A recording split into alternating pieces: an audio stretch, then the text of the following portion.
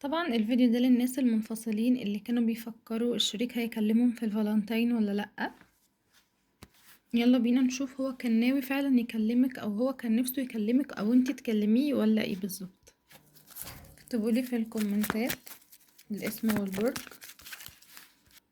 بصوا يا جماعة، انا شايفة ان هو كان نفسه يكلمكوا جدا، بس انا شايفة 80% من الاكس بتاعكم او الشريك المنفصل عنكم كانوا مستنيكوا انتوا اللي تبادروا، لان هو متعود انتوا اللي تبادروا بكل حاجة.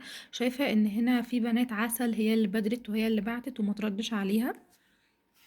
جدعين يا حبايب قلبي، ما نكررهاش تاني. شايفة ان هو كان عنده طاقة حيرة وطاقة تشتت. شايفة ان في ناس هنا اليوم عدى عليها بنوع من انواع النكد، اللي هو طب هو بيحتفل مع حد تاني، طب هو بيتكلم مع حد تاني، طب هو دخل علاقة مع حد تاني. شايفة ان في الاغلب لأ، مش كلهم دخلوا في علاقات. شايفة ان ناس كتير كانت منتظرة حاجة زي كده. اغلب الرجاله هنا كانت مستنيه المبادره منكم، لان هم بيشوفوا حاجه زي كده تقليل من نفسهم. فانا مش معنى كده اني بقول لكم بادروا. الفالنتين خلص واللي كان محدش يروح يبعت اي حاجه. شايفه ان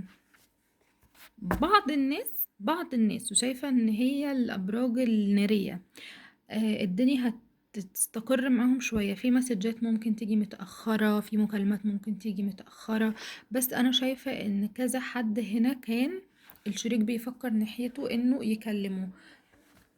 وعلى فكرة في ناس كتير وصل لها نوع من أنواع التخاطر، يعني اللي هو صحيت من نومها ايه ده، هو هيكلمني صح، طب هو يبعت لي صح. فأنا شايفة أي حد جاله الإحساس ده أو الشعور ده فاطمنوا يا جماعة، الشعور ده حقيقي، ده مش وسواس خالص. ومن غير الفالنتين على فكرة انا شايفة ان في علاقات هنا هتستقر، لا شايفة في استقرار في العلاقات الفترة الجاية. وشايفة ان في ناس هتاخد الفالنتين كوبري ان هي تكلمكم، حاجة ان هي تكلمكم. فما تقلقوش يا جماعة، الامل ما ضاعش. حتى لو بعد الفالنتين في رجوع، شايفة في نوع من انواع التوازن والاستقرار هيحصل الايام الجاية بعيدا عن الفالنتين. احنا في امان، ما تقلقوش.